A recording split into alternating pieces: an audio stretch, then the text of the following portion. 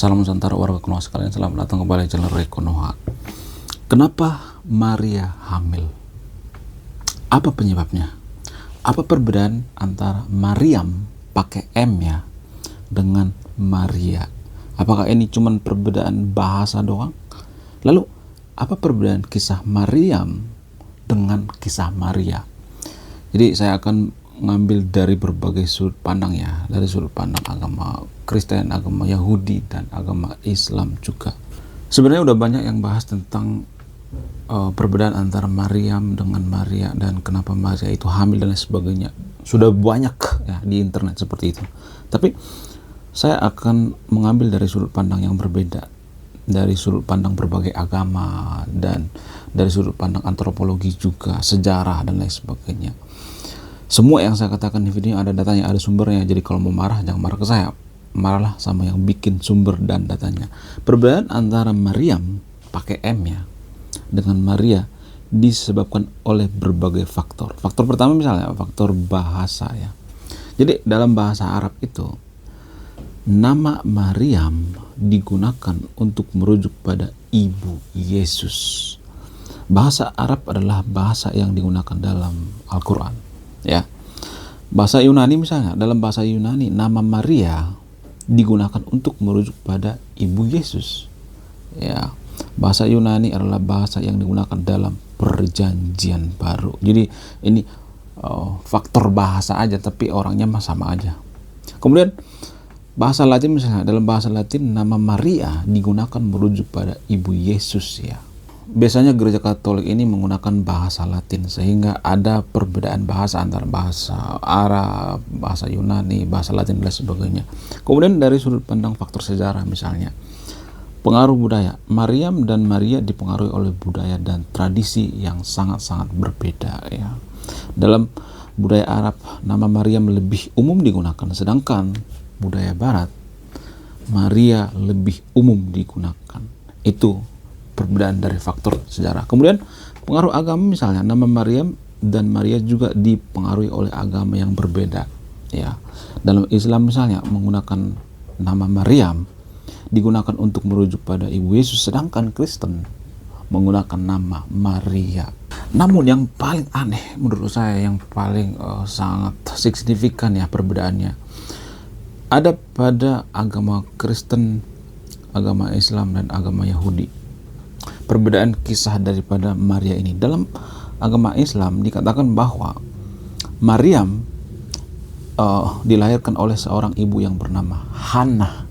Jadi pakai H ya, pakai H dan pakai H di belakang. Namun di agama Kristen bukan Hannah tapi Anna. Ya, ini adalah dua hal yang berbeda ya, Hannah dengan Anna. Namun yang paling anehnya lagi, ternyata di agama Yahudi tidak ada catatan tentang Maria dalam Alkitab Ibrani. Gak ada catatan tentang Maria ini. Gak ada. Cuman di agama Kristen dan agama Islam ada catatan tentang Maria ini. Kemudian ada perbedaan lagi misalnya dalam agama Islam yang memelihara Maria itu disebut dengan Imam Zakaria. Sementara dalam agama Kristen penulisannya beda, bukan Zakaria tapi Zekharia. Mungkin perbedaan bahasa kali ya. Cuman itu juga kan sangat berbeda. Ya, satu huruf juga perbedaannya bisa sangat signifikan loh ya. Salah penafsiran bisa ribut, konflik ya. Sekarang dalam masalah pernikahan dalam agama Islam dan agama Kristen serta agama Yahudi itu ada perbedaan yang sangat-sangat signifikan ya. Dalam agama Kristen dikatakan bahwa Maria menikah dengan seorang pria bernama Yusuf, tukang kayu, profesinya tukang kayu. Dan agama Muslim juga seperti itu. Namun dalam agama Yahudi tidak ada catatan tentang Maria dalam kitab Ibrani. Gak ada catatan sejarahnya. Nah, seperti yang saya katakan di awal tadi itu, kenapa Maria itu hamil? Apa penyebabnya? Apa yang mendasarinya? Ada berbagai perbedaan daripada sudut pandang ya, kelahiran daripada Yesus ini. Dari agama Muslim misalnya, ya Mariam dilahirkan Yesus secara ajaib tanpa campur tangan laki-laki. Ajaib. Namun dalam agama Kristen itu Yesus dilahirkan karena apa? Karena urapan dari tangan atau campur tangan Roh Kudus, karena didatangi oleh Roh Kudus. Sementara dalam agama Yahudi tidak ada catatan tentang Yesus dalam Alkitab Ibrani, nggak ada dalam agama Yahudi. Dalam agama Kristen, Maria itu seringkali disebut dengan bunda, makanya ada istilah Bunda Maria. Sementara dalam agama Islam, Maria ini adalah wanita yang suci, wanita yang soleh, ya biasanya seperti itu digambarkan. Kemudian ada perbedaan tempat kelahiran ya. Dalam Injil, Yesus dilahirkan di Bethlehem, tapi dalam Al-Quran tidak disebutkan secara spesifik ya bahwa Yesus itu dilahirkan di Bethlehem. Kemudian banyak orang yang mengkritik, terutama kaum intelektual. Siapa sih sebenarnya yang menghamili Maria ini? Kenapa Maria hamil dan sebagainya? Umur berapa dia hamil? Ada pendapat para ahli yang mengatakan bahwa bapaknya Yesus saat itu, yaitu Yusuf, umurnya sudah tua ya. Sudah sekitar kurang lebih 60 tahun ke atas, dan sementara Maria saat itu masih muda, kalau nggak salah itu di bawah 17 tahun ya. Tapi kan ini kan semacam keanehan ya kalau di zaman sekarang, kok bisa nikah sama di bawah umur. Itu kan nggak boleh, itu kan melanggar HAM, karena zaman dulu belum ada yang namanya Komnas HAM, nggak ada. Kalau zaman sekarang kan sudah ada yang namanya Komnas HAM, gak boleh menikah sama anak di bawah umur. Kenapa di zaman dulu orang itu menikah di bawah umur, di bawah 17 tahun gitu? Banyak kan seperti itu kan, kisah-kisah Nabi yang menikah di bawah umur dan lain sebagainya. Ya, menikahi perempuan. Ada berbagai alasan secara historis ya. Ini bukan dari secara ini ya, secara kitab suci, tapi ini berdasarkan dari para antropologis, catatan-catatan sejarah. Ada berbagai alasan. Alasan yang pertama itu karena saat itu tradisinya seperti itu. Nah, yang jadi pertanyaan, kenapa tradisinya seperti itu? Apa alasannya? Karena zaman dulu itu kematian itu sangat rentan. Kenapa kematian sangat rentan? Karena saat itu belum ada yang namanya vaksin, belum ada namanya perawat, belum ada yang namanya bidan, belum ada namanya rumah sakit yang canggih seperti sekarang ini, belum ada yang namanya teknologi dan lain sebagainya. Jadi saat itu kalau mau melahirkan ya dibantu oleh siapa? Dibantu oleh ya tukang urut paling. Tukang urut yang ada di kampung-kampung. Tidak seperti sekarang ini ada bidan, bisa sesar ya. Kalau zaman sekarang kan misalnya melahirkan itu pakai sesar ya. Biar jangan capek, udah sesar aja lah. Capek lahiran normal. Tapi zaman dulu nggak ada seperti itu, nggak ada teknologi yang seperti itu, sehingga rentan orang meninggal kalau lahir ya. Proporsi meninggalnya itu sangat-sangat tinggi ya saat itu, di atas 50%. Sehingga sehingga kalau misalnya ada anak di bawah umur itu dinikahin nggak jadi masalah. Demi apa? Demi mau mempertahankan keturunan, terutama komunitas. Zaman itu kan masih zaman kesukuan ya, antara suku A dengan suku B itu masih sering gelut, sering berantem, sehingga anak-anak muda ya, terutama cowok, rentan meninggal, sangat rentan.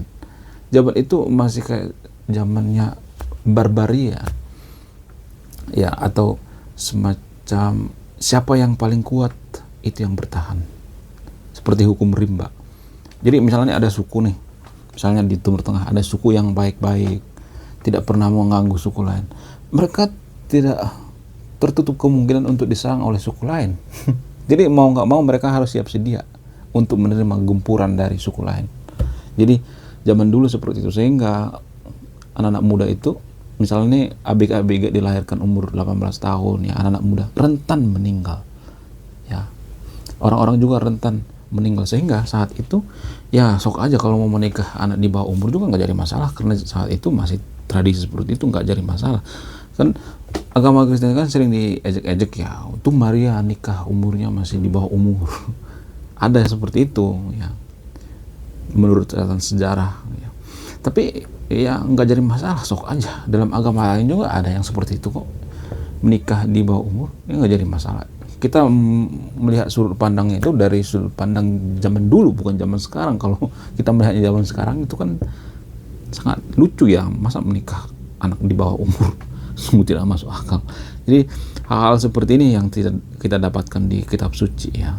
Kita dapatkan dari mana? Dari buku-buku, dari manuskrip sejarah, terus antropologi, ya, buku-buku budaya dan lain sebagainya. Ini sangat susah ya, nyari ilmu-ilmu seperti ini sangat susah. Karena apa? Karena di kitab suci itu tidak ada dituliskan seperti ini. Karena di kitab suci itu kan mendoktrin bahwa ya Bunda Maria itu orang yang sangat suci, tidak ada kritikan sama sekali yang dia hamil di bawah umur dan sebagainya. Nggak ada seperti itu di kitab suci.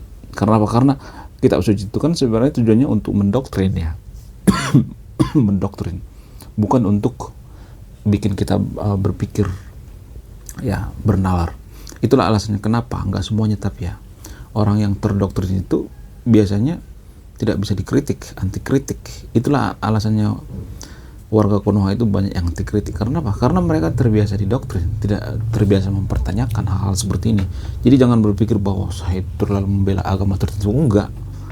Ini saya buka ini loh, membuka catatan sejarah dari sudut pandang antropologi ya, dari sudut pandang budaya. Ya emang seperti itu faktanya ya, berdasarkan catatan sejarah. Ada banyak lagi ya sebenarnya yang semacam kontradiktif ya. Beberapa tahun yang lalu, sekitar tahun 2007, ada kejadian yang sangat mengejutkan seputar